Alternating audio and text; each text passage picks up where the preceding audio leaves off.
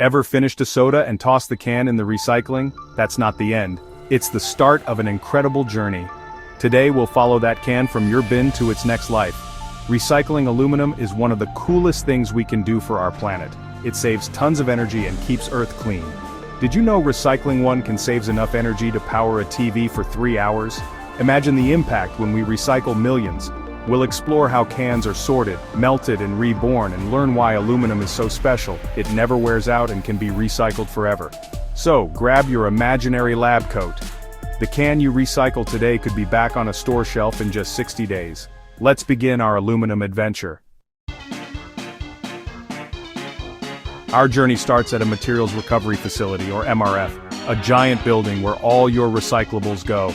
Trucks dump mountains of mixed materials, plastic, paper, glass, and, of course, aluminum cans. Workers and machines separate everything, pushing recyclables onto conveyor belts. Along the way, workers pull out things that don't belong, like plastic bags or shoes. The cans, bottles, and papers bounce along, heading for sorting.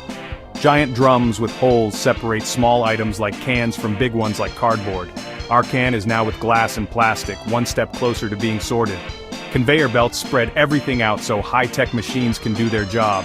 Soon our can will face the most exciting part, the science of sorting. It's almost ready for its transformation. Time for some science.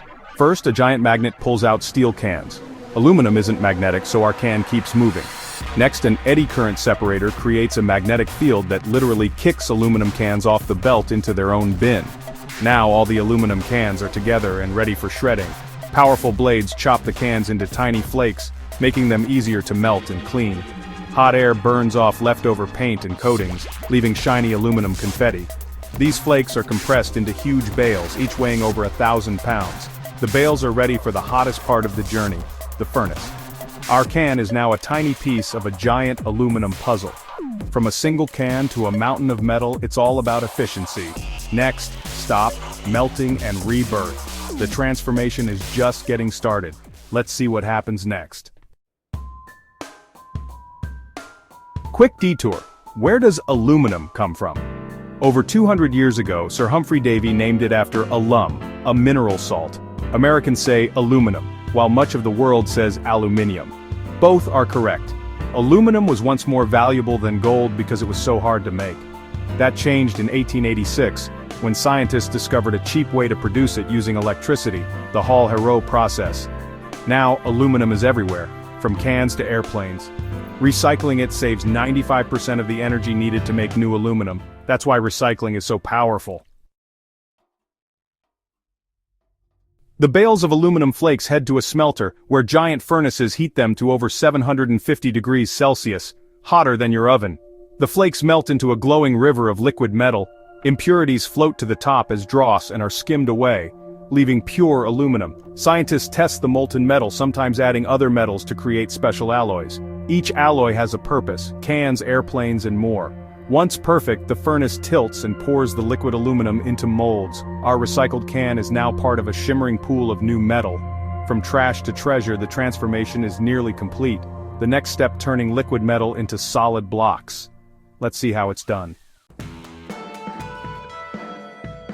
The molten aluminum is poured into huge molds to form ingots, giant blocks weighing up to 20 tons. Water cools the molds, solidifying the metal from the outside in. After cooling, cranes lift the hot ingots out, steaming as they cool. A milling machine shaves off imperfections, leaving a perfect shiny block. These ingots are the raw material for countless products. Each one represents thousands of recycled cans and massive energy savings. The ingots are loaded onto trucks or trains heading to rolling mills. Our can has become part of something much bigger. Next, it's time to roll and shape the metal.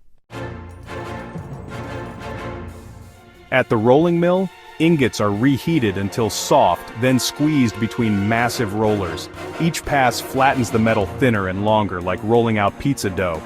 The slab becomes a thin sheet just a few millimeters thick. Cold rolling gives it a smooth, shiny finish. The sheet is coiled into huge rolls, sometimes kilometers long. These coils are sent to factories to become new products, especially cans. The aluminum is now the perfect thickness, about as thick as 3 human hairs. Our recycled can is ready for its final transformation. At the can-making factory, coils are unrolled and punched into discs. Machines stretch each disc into a can shape in seconds, up to 2,000 cans per minute. Cans are washed, decorated, and coated inside to protect the drink's flavor. The top is formed and the can is filled and sealed. In as little as 60 days, your recycled can is back on the shelf, ready for a new adventure. But cans aren't the only destiny. Recycled aluminum becomes bikes, laptops, car parts, and even building materials. It's strong, light, and endlessly reusable. The possibilities are nearly endless for this reborn metal. Every recycled can is a win for the planet and for innovation. The cycle never stops. The journey of an aluminum can is a story of transformation and hope. Recycling aluminum saves energy, reduces pollution, and protects natural resources. Making new aluminum from recycled cans cuts greenhouse gas emissions by 95%. Every can you recycle is a powerful action for the planet. Recycled aluminum can even end up in airplanes, satellites, or rockets. Your can could go to space. Don't see an empty can as trash, see it as a piece of the future. By recycling, you're conserving resources and protecting Earth for generations. That's not just science, it's a superpower we all have. Use it every time you recycle. The adventure continues with you.